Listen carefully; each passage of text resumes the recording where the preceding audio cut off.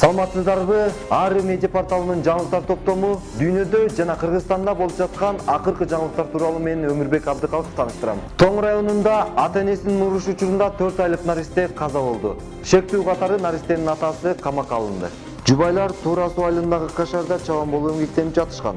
Алар 2 балалуу болушуп, улуусу туугандарынын колунда болчу.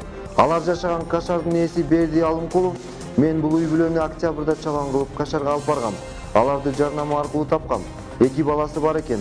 Улуу кызы 2 жашта болсо, кийинкиси кичине болчу. Буга чейин үй бүлөнүн чыр-чатагын байкаган эмесмин дейт. 27 декабрь күнү эртең менен биздин кашардан 1,5 чакырым алыста жашаган Максат деген кишинин үйүнө аялы экөө тең конокко барышыптыр. Ал күнү мал кароодон такыр чыкпаптыр. Ал үйдө түнгө чейин отуруп, бирөөсүнүн туулган күнүн белгилеп, арак ичишкен. Түнкү саат 23:00-24:00 чамасында жубайлардын ортосунда уруш чыгып, жыгач менен аялын чабам деген күйөөсү 4 айлык кызын чаап алган.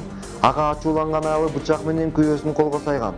Ызы чуу болуп жатып, түнкү саат 4:00 чамасында ооруканага барышып, наристе оор жаракат алып, бир күндөн кийин чарчап калды. Бул факты Тоң райондук ички иштер бөлүмүндө Кыргыз Республикасынын кылмыш жаза кодексиндеги 104-берененин 4-бөлүмүнө адамдын ден соолугуна өлүмгө алып келүүчү оор залал келтирүү менен катталды. Учурда тергөө иштери жүрүп жатат. Америка Кошмо Штаттарынын президенти Дональд Трамп Давоста өтүүчү дүйнөлүк экономикалык форумга катышпай тургандыгын өзүнүн социалдык баракчасында билдирди.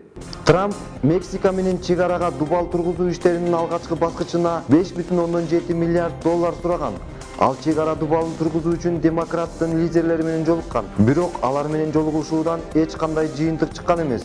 Ошол себептен Трамп Давоста өтө турган бүткүл дүйнөлүк экономикалык форумга баруудан баш тарткан. Бул тууралуу АКШ президенти Twitter социалдык баракчасына билдирген. Трамп менен Конгресстеги демократ лидерлери дубал куруу боюнча кайчы пикирде. Мексика менен чек ара дубалын курууда Конгресстеги демократ лидерлери менен көз карашыбыз туура келбейт.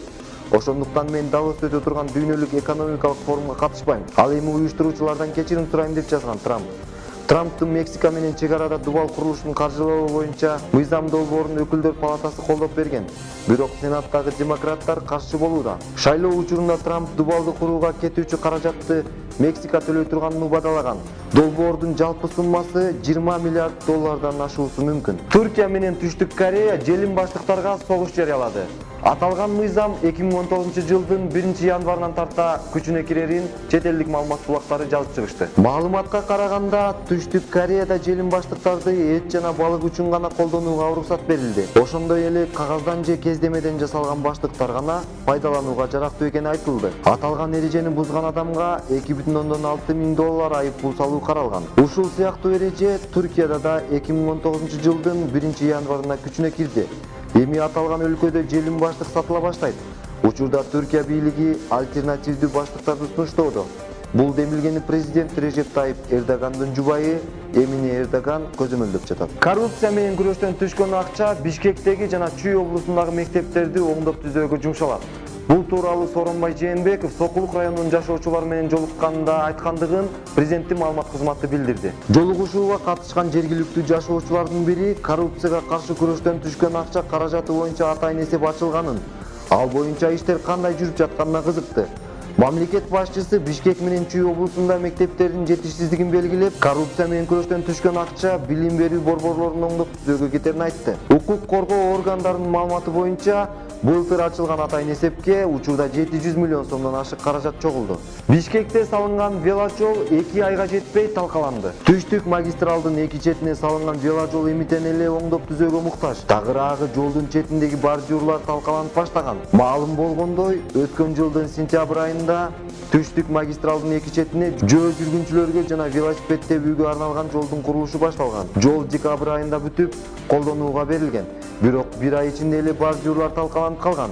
Бишкек шаардык мэриясы веложол жакынкы аралыкта оңдолоорун ремонт иштери Золотая долина жоопкерчилиги чектелген коом тарабынан камсыздаларын маалымдады.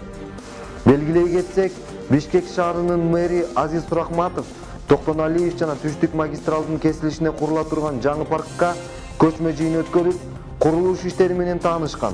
Парктын аянты 17,36 гектарды түзөт. Бул жерде отургучтар, таштандыларды таштоочу челектер, балдар үчүн чакан аянтчалар, воркаут аянтчалар, тротуарлар жана жарыктандыруучу объектилер орнотулат. Куруу иштери аба ырайына карап башталат. Мына ушундай дүйнөдө жана Кыргызстанда болуп жаткан акыркы жаңылыктар топтомун Ары медиа порталынан көрө аласыздар. Сиздер менен мен Өмүрбек Абдыкалыков болдум. Саламатта калыңыздар.